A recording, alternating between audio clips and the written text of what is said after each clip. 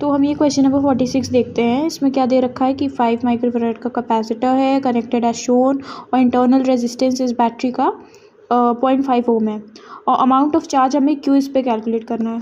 तो देखो इधर सबसे पहले तो हमें जैसे ही अब कुछ बोला तो है नहीं कब हमें क्यू कैलकुलेट करना है, तो हम स्टेडी स्टेट पे मानेंगे, ठीक है।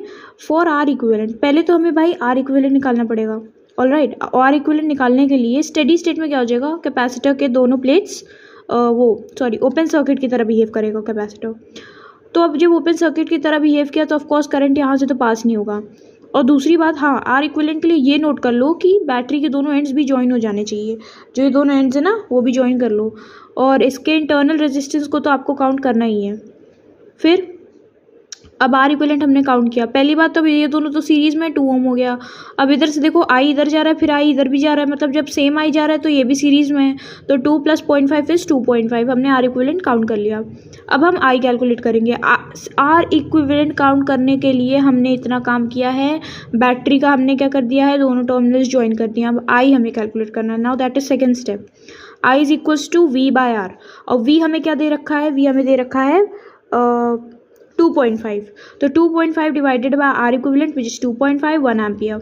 अब हमें क्या कैलकुलेट करना है, क्यू कैलकुलेट करना है। तो पहली बात, क्यू कैलकुलेट करने के लिए आपको ये इधर करना, मतलब आपको वी निकालना पड़ेगा। जैसे इधर 2.5 है, अगर 2.5 होता और 0.5 नहीं होता तब तो आप V2 आपका 2.5 के बराबर हो जाता, लेकिन यहाँ पे 0.5 है तो यहाँ पर भी कुछ वोल्ट, यहाँ पर का भी कुछ पोटेंशियल डिफरेंस होगा, है ना।